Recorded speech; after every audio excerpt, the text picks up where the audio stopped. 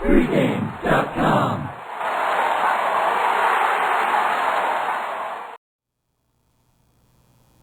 I'm Vegas Runner, here with Bryan Leonard. Primetime NBA action on Sunday. Knicks at Boston. What a rivalry. Both teams tied for second place, 3 games behind the Philadelphia 76ers. They've split the season series so far, each winning on their own home court.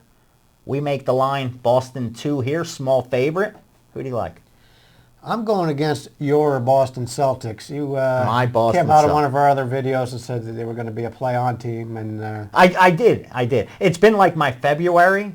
I kind of jinxed them. But I thought, honestly, that this defense is so good. And if you look, they're third in points allowed, second in field goal percentage allowed, first in three-point percentage allowed, that eventually the shots are going to start falling. You know, you can't create, it's hard to create defense. Offense, you'll go on streaks where you can't miss. There'll be times where the basket looks so tiny. And that's what I thought. I thought they were having trouble scoring, but their defense was solid. So once they could put the ball in the basket, this team will go on a run. That didn't happen.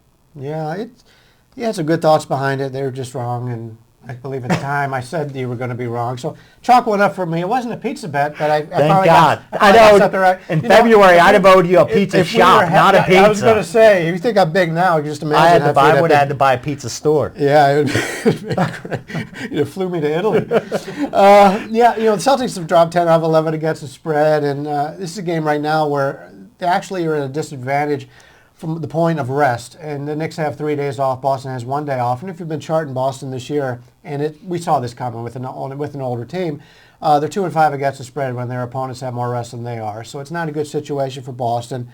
New York coming off their big second half against my Cleveland Cavaliers on Wednesday. But Boston's 6-16 against the spread as a favorite. 14 of those 22 games have gone under the total. Makes a lot of sense for what you were saying in your original correct, I thought, analysis on Boston being a very good defensive team. They just haven't got that offense in gear. I don't think they will get that offense in gear. They've gone this far. I mean, it's been a brutal schedule for older teams, but look at San Antonio. They've got a lot of older guys. And then it's the coaching. Doc Rivers is a great coach, but they just don't have the bench at Boston to put those guys up and give some rest to these guys. Neither of these teams have bench. And while I thought Boston was going to do well is because when you look at their field goal percentage, they're 6th in the NBA. Their three-point field goal percentage, 6th in the NBA. But they're 26th in points scored. And that kind of reminds me of a defense that bends but don't break. In football, you give up a lot of yards, but you don't give up points in the red zone. And it's kind of the opposite for them offensively. They shoot at a high percentage, but they just don't get enough possessions, or they can't get it. Pace of the game. Exactly. I haven't been able to figure it out. The one thing about this that you got to remember is this is really the first time Boston's going to see the Knicks with Lynn. The last 2 times they played them, they had Amari Stoudemire in the lineup. They had Carmelo Anthony in the lineup. They played Christmas Day. Those 2 combined for 58 points. Knicks won. They played in Boston. Those 2 combined for 42 points. Boston won. But both close games, both by 2-point games. Each team won by 2. Lynn wasn't even on the roster the first time. Second time, he played 6 minutes. Now, all of a sudden, he's in the mix. Do you think that Knicks may be still coming with a premium attached? Because now, not only is the Linsanity, it may be calming down a little bit, but now you got a healthy Stoudemire and a healthy Carmelo. Are we as bettors going to be forced to pay a premium for that?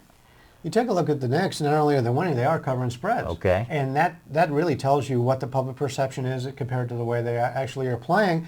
And what is really interesting, last time they played in the same building. I believe it was a 6.5-point spread. Yeah. Here we are talking about a 2-point spread. Yeah.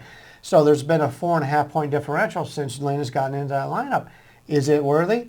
I think it is. I'm going to take New York here. I think they win this one straight up. There you go. Sunday primetime game. Bryan likes the Knicks. I've had bad luck with the Celtics, so I'm going to have to pass there, and I'm just going to cheer in Bryan. It's going to do it for this week's videos. Don't forget pregamevideos.com. All the videos on one thread.